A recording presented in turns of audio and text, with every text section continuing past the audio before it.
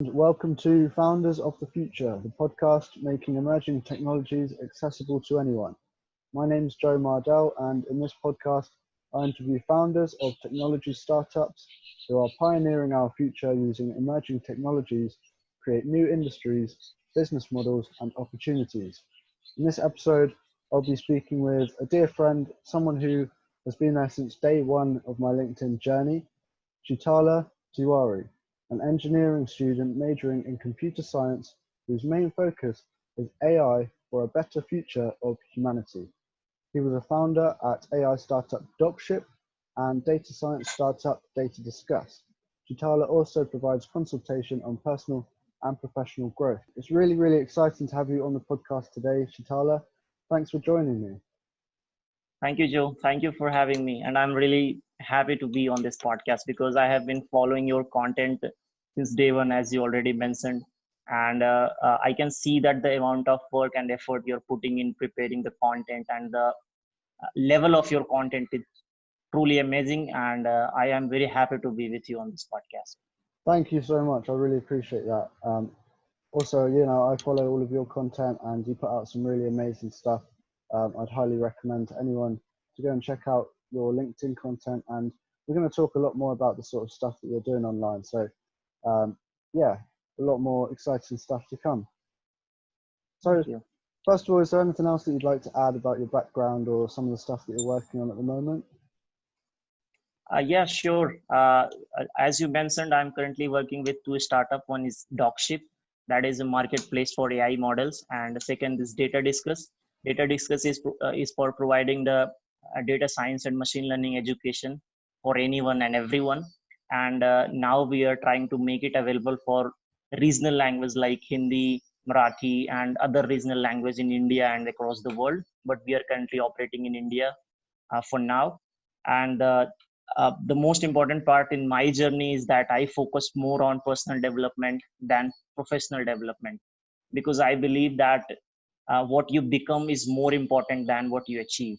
So that's my motto of life. Absolutely. I think first of all, should we talk a little bit about Data Discuss, because that was the first venture that you started, and I find it really interesting the sort of stuff that you're working on to do with adding a bit more variety to the languages that you use. So why do you use different languages? Can you talk a little bit more about that? Yeah, sure. So Data Discuss was mainly focused around providing free education and free access to especially AI education for everyone who can't afford those high paid courses. Like you already know that there are lots of data science and AI ML courses, but they are highly priced. And for education and students in India, it is not feasible to afford those courses. So our vision at Data Discuss was that we can provide a accessible education for those who want to study data science and machine learning, but they don't have proper knowledge, proper guidance, and they don't have proper enough money to buy those pricey courses. So that was first thing. So we did three things to make sure this. First, we build a data science community, and second, we build our data science groups on various platforms and various social media. And currently we have almost 100,000 views on our blog website per month, and currently we have around 2,000 group members in various groups around LinkedIn and Facebook and YouTube channel combined. And we are growing faster than any other Indian education organization in this space. So because I think the main drive and the main growth factor here is we are focusing mainly on our regional language rather than focusing only on English speaking student or English speaking audience. So that's our plus point. That's absolutely incredible. I'm very impressed to hear that you've reached 100,000 views per month. How long does it kind of take you to build up to that? Did you find that a challenge? Yeah, it was quite challenging. I started in December 2018, For the first year it was not very good because I was only alone operating everything, building website, writing blogs, talking to the people and asking them how I should accelerate these things. So I was alone and I was doing everything, so it was very hard for me for initial first year, setting up everything and figuring out that what I want to do, is it market fit or not, would people love this or not. So when I got good feedback from my initial work, then I started to expand the team, and now we are 4 people in the team, and I'm managing them. And from 2019 to till date, we are trying to convert all of our content into video format, and we are trying to focus highly on the video content, because we believe that data science and AI is the space that is changing every single day. So it can't happen that you wrote a blog and it stayed for a year, but because you have to change it every single month or maybe every single week, because this space is highly volatile. So that's our main focus, that we should be this much flexible so that we can change our content or strategy and how we approach students. And when COVID hit, and this was a very great bump for us, because so many users started coming online and they started reaching out to us and they started seeking out help, that how we can provide them access to these courses and this education. So this COVID thing from last 3 to 4 months, this was a great um, growth for us. This period was for a great growth for us. So yes, that's our whole journey, and we are still trying to hire some more people, but we don't have any initial capital or anything. We are just generating money from AdSense. That's our whole revenue model. And apart from that we don't have any other thing to accelerate this. But we have so much plan, and we have so much things to do in coming month. Amazing. I'm really glad to hear that the whole COVID situation hasn't affected you too badly. And in fact, Yeah, it's resulted in an upspike in your growth. That's really, really great to hear.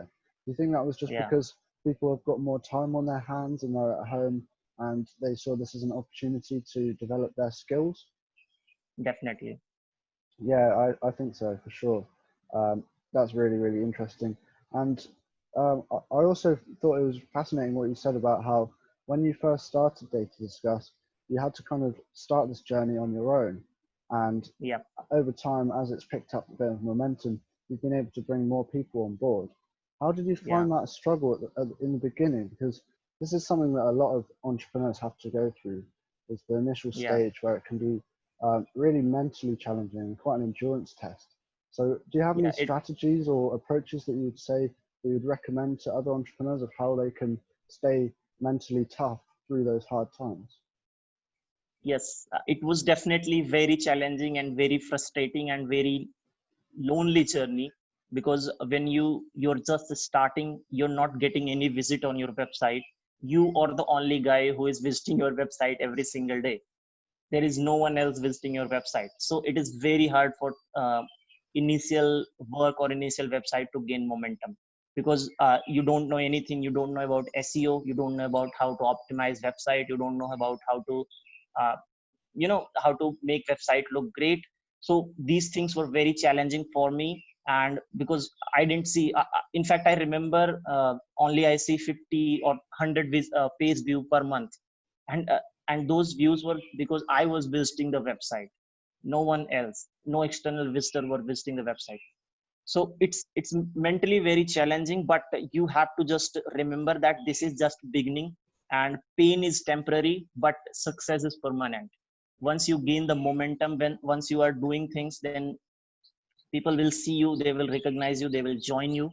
And again, the pain is temporary but the growth and success is permanent. So keep doing, and just remember why you started in the first place, because if you're quitting, then the only thing that can uh, help you to stay is the purpose that you decided in the beginning, that this is why I started. I wanted to provide free education for those who can't afford.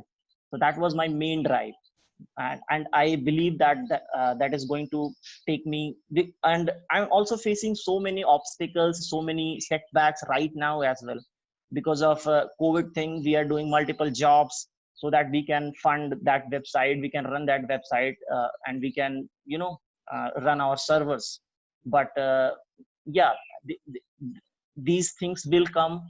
And there is a saying that a startup is a one damn thing after another. So you will you will face obstacles every 2 to 3 months, so you have to be prepared for those, and just remember why you started, and this will help you to keep going. Yeah, I 100% agree. I think that one of the main things that might have helped you get through that journey was the fact that your goal and your mission with Data Discuss wasn't just a personal one. You were actually doing it to Yeah, help your community and the people of your country, which is a much greater mission than to just, benefit your own personal life. So if you have right. a really strong goal that's not just going to benefit you, but benefit the world as a wider group, then that's going to really help you to stay motivated. Right. Yeah, 100%, 100%. And you mentioned when you were starting to scale up the website, you had to learn about all of these different new things like SEO and different digital marketing things like that. How Yeah. did you go about learning all of those things? Okay, so I believe that only way to learn is doing stuff in real world. Only way to learn how to fight by going into real battle. You cannot learn SEO, digital marketing, website optimization, copywriting, or blogging or content writing just by doing some courses from Coursera or Udemy or any other open, online platforms. If you're learning something, and you know, my learning framework was completely depend upon, I'm going, I need something, I want to do this, this is the need of the hour, I will go and learn that and I will apply. And that made my learning so strong and so powerful that things that I learned, I can still apply those things in my day-to-day life, because uh, I learned something because I needed it. And when you need something, then there is a different kind of brain that is working. You grab so much, you learn so much, you go extra hour because you just want to finish that. I remember I was learning copywriting and SEO, and that course was like 14-day long. I learned that course in 2 days. And after implementing those copywriting and SEO techniques, I got 50% up in my website visiting, because those were some really cool tricks on how to manage your uh, how to host your website on a different CDN like AWS and other things, and how to write good copywriting so that people are reading those same content. So I learned because I needed them, because I was hungry for them. So the best framework to learn is keep going, and when you need something, then go and learn. Just don't do it reverse. If you learn something, then go and apply. It will work, but not as effective as the reverse will work. So that was my learning framework. Yeah, that's really good to hear. I completely agree with you that it's so much better to learn something and then implement it Yeah, into the real world and get feedback from that, make adjustments, and then try it again, re-implement it, get that continuous iteration so that you're constantly improving and you're actually yeah, making positive changes to your different projects at the same time. And I'm definitely. really, really excited to hear that you saw pretty much instant improvements in the traction and the number of visitors to your website after you implemented those things that you'd Yeah, learned. So it just goes to show that having that forward thinking attitude, that drive to invest in yourself and then use those skills to then um, make changes to your projects, and then you'll be able to reap the rewards for a long time afterwards. yeah, Um, sure. I want to add one more thing, and sure. the learning part is very important. And the moment you stop learning, the moment you will stop growing. And I experienced it, because when I was uh, I saw that proper growth, and we are generating 100 $200 per month in AdSense revenue. I thought, wow, it's big, and it is okay. I will stop right now, because it was enough for me, because I was in college, and in India, 100 $200, it is a good amount to survive as a college student. So but the moment I stopped learning, and the moment I stopped applying those learning on my website, I saw I saw a downgrade. I saw a stop in my website. I saw a stop in my user growth. And that was a pretty good learning for me, that creation cannot exist without creator. You have to be consistent in your creation.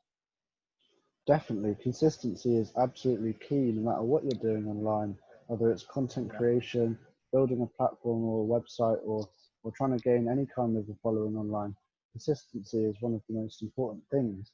And that's something that I respect about your LinkedIn, is that you're very consistent with your LinkedIn content, and you have been for a long time, which is a massive commitment, actually. Being someone who posts content on a regular basis on LinkedIn is a huge commitment. And you don't just Huge comment. stick to LinkedIn, you actually do other platforms like YouTube as well.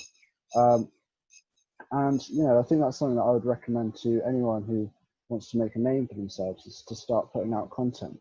How do you think content and content creation online, how do you think that has benefited your life so far? Do you think that has had an impact on your success so far? Yes, I think this was the most important factor in my growth and in my success. Because I believe when you are creating content, no matter what type of content you're creating, video, audio, text, image, and you're talking about what you're doing, and you're talking about what you're passionate about, you're talking about the things that you want to do or you're doing right now in your professional life and your personal life. So when you're creating content, you're going to post it on social media, and you know in your heart that people are going to see it, right? So you will not project your bad image on the social media. You will try to do as good as possible. You will try to stay positive. You will try to sound motivated. You will try to sound excited about something, about your life, about the current situation, about your project. And even that excitement, that enthusiasm is fake, but it is somehow creating a subconscious level effect in your growth. Because what we do every single day, we become that thing. What we think every single day, we become that thing. So even Definitely. if no one is watching your content, even if you're not getting any like, comment, share, or connection request or anything else, you are growing the way it would be never possible if you're not creating content at all. So this was like mind-blowing discovery for me, because when I discovered how I used to act, how I used to speak, how I used to interact with people, how I used to tackle some problems, it completely changed, it completely shifted when I started putting out content on social media. Because I was learning and I was growing every single day when I'm in front of camera, when I'm in front of my keyboard and writing about stuff. So the content creation journey was like mind blowing. It was a dimensional shift for me, and I will recommend that everyone should do that, no matter in which profession they are, no matter where they are in their life. They have to pick up a camera, they have to come in front of people, because people are your only income source, people are your only growth source. So you have to be with them, in front of them, anyhow. I think that is so true. So true. When I first started putting out content, I entered a new paradigm in the way that I think about my own skills, learning, connecting with people. Everything changed. And I think Yeah, when you put out content every single day, it kind of forces you to actually put in the effort and absorb information, carry on learning, and carry on interacting with people. It gives you definitely. an urgency. So it's almost like in school when you were set homework and you have to do it by a certain date. It's like you're setting yourself a homework assignment every single day. You have to do the content. You have to be speaking to people every single day without fail. And over time, Yeah, that will just compound and compound and compound until your life is unrecognizable from when you first started. definitely. Yeah, and when you put yourself in front of a camera like that, it actually gives you an opportunity to observe how you act and how you um, communicate in a way that Yeah, wouldn't be possible if you were just going about your day-to-day life. It really allows you exactly. to see how how you speak and try and improve that, which is a really fundamental thing um, that's so important no matter what you're doing in life. is the way that you communicate. So there's no better way to improve, really. Definitely. Yeah, 100%, 100%. So we talked about Data Discuss, which was your first venture. And I would also like to talk to you about Dockship, which is your most recent project. Yeah. Would you just like Yeah. to do, I think you did already do a brief explanation, but could you just recap a little bit? What's Dockship all about? What are you trying to achieve with Dockship? And just talk about the journey so far. Yeah, sure. So Dockship is all about providing accessible AI models for everyone. So what we saw that when people are building their models, when people like you and me, the data scientist and machine learning guys, when they are building models and then they are putting it on GitHub, and that's not the good way to monetize and give them the appreciation that they deserve in preparing the data set, in going through the entire model building journey. It is pretty tough, as you know as well. So we wanted to give them a platform where they can monetize these things, and also we wanted to give access to those models to people who really need it. And we saw this need in our internal company. So when we were operating Unreal AI, we saw that we needed some very basic models like face clustering, face recognition, and you know uh, real time object detection things. So for that we have to go through entire process. We have to go through the GitHub, and then scrap some libraries, and then we have to patch up everything, then we have to build that model. So we thought that if there is something where already pre-trained and ready to use model are available, and we can use them, right? So it would be good for us and for anyone like us who is trying to do the same thing, because these things are not rocket science. They are already existing on the internet, but they are not centralized or collected somewhere. So Dockship is trying to do that. The first thing was to collect all the AI models and machine learning models on the internet and make them ready to deploy for anyone. And second is, if any machine learning and data scientist want to monetize their model, they can come to us and we will connect them to a proper buyer who really needs that model. So this is our working model, working business for right now. So for that we are trying to grow a community, and for that we are conducting hackathons, because hackathons are a good way to help people to learn something and also to build model for our platform. So recently we conducted a hackathon on our COVID face mask detection, and we got really 20 to 30 models in within 7 or 8 days, and it was really great. It was really great discovery for us, that in a short period of time, by spending only $300 to $400, we can get 20 to 30 different model on same problem. So, and the winners were really really great. So this is what we are trying to do. We are trying to provide the students a place where they can sell their models, where they can earn their money, and startups and other organization who need those models, they can buy. That's amazing. I would just like to dive a little bit deeper, if you don't mind, into a couple of those points that you just mentioned.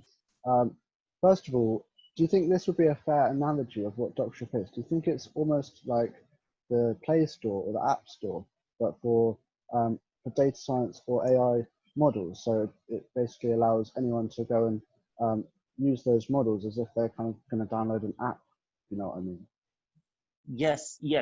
If you think of analogy, then it is kind of like Play Store, but Yeah.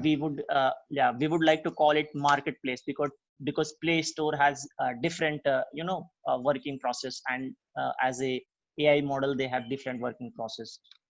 Absolutely, yeah. So marketplace is a very good analogy. Um, Yeah. and also, there's the concept of the hackathon, which obviously you and I are very familiar with this term.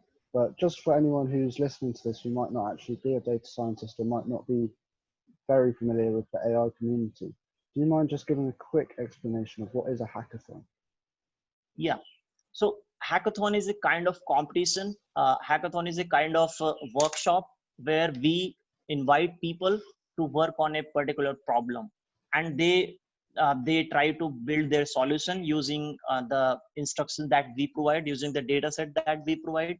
and they represent their techniques, their solution to us, and then we evaluate them on the problem set, or on the basis of what we wanted from the model.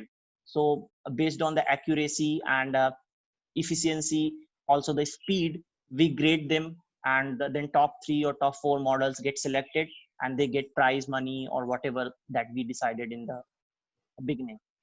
Yeah, awesome. So it's a really, really creative and effective way to encourage innovation in the AI Yeah, community. It allows people to come together to solve problems under a time constraint with a prize set in place. And it just really acts as a catalyst to encourage people to be really creative with their solutions. And also, you mentioned the hackathon that you've done recently to do with the COVID face masks, and you encourage people to create a model to detect whether people were wearing the face masks. I think that is an excellent, excellent way to use a hackathon to solve a real world problem and make a big positive difference in the world. yeah, yeah, Yeah. I think if more people did that, then we'd solve all of the big problems. Um, and there's a lot of exciting possibilities with this sort of thing. Do you have any other sorts of definitely. hackathons in mind for the future? Have you got anything else planned? Yes, from the 20th June, we are launching one more hackathon. It is based on social distancing. So it is based on real-time detection, as our previous hackathon was. And instead of detecting face mask, we are trying to detect the different, distance between two images, between two people. And if they are certain distance apart, as set by the regulatory authority or any government authority, then it will be green, otherwise it will be red.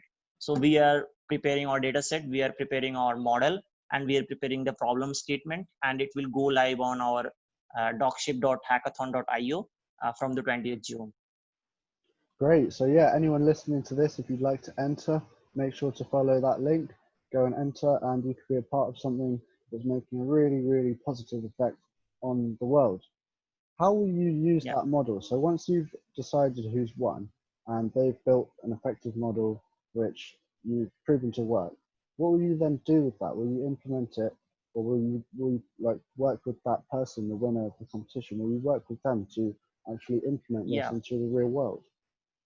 Yeah, sure. So right now we are in partnership with few restaurants and a few normal public places like petrol pumps, gas stations. So right now we are in the like in the very beginning phase. The model that was on the top in face mask detection hackathon, we are currently deploying that model in a restaurant so that we can detect the people entering in the restaurant, whether they are wearing the face mask or not.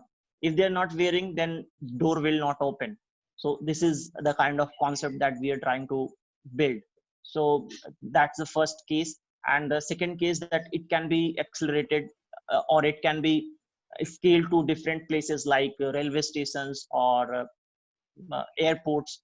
But right now we are trying in very little space. It's one restaurant, and when we will succeed there, then we will scale this to multiple locations. That's really, really cool. This is just one example of how technology can be used to assist with different crises, like the COVID crisis. I've seen loads of examples of different technologies like AI, robotics, and all kinds of things throughout this Yeah. whole crisis.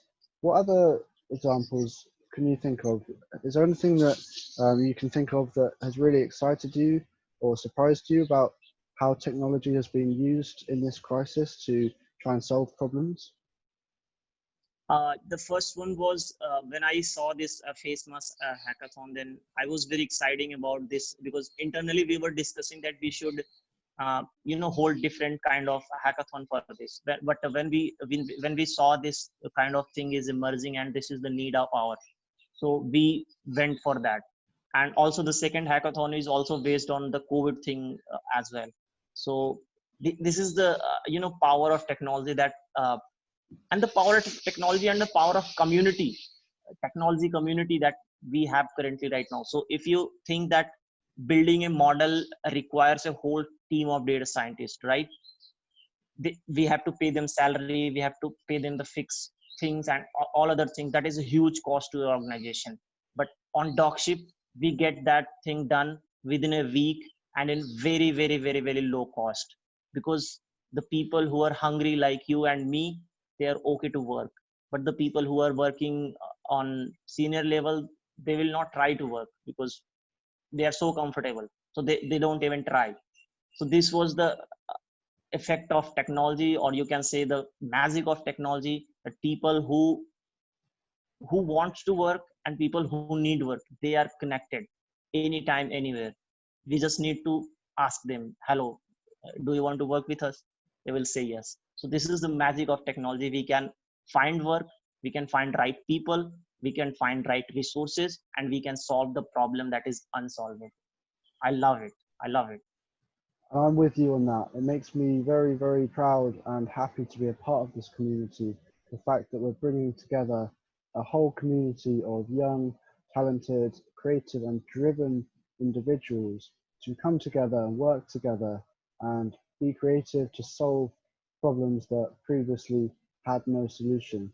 So it really Yeah. is an exciting time to be in this community, and I'm really happy that I've been able to meet really interesting people like yourself. So I think we're pretty much coming to the end of the interview. Um, it's been really, really interesting. As always, it's a pleasure to speak to you. So thank you so much for coming on the podcast. Thank you, Joe. Thank you for having me, and I'm really happy to talk to you about all these things. I wish you nothing but the best of luck for the rest of the year and coming out of this crisis. I hope the second hackathon goes really well, as I'm sure it will. Thank you. Thank you, Joe. Thank you. Take care. Have a good day. Yeah, you too.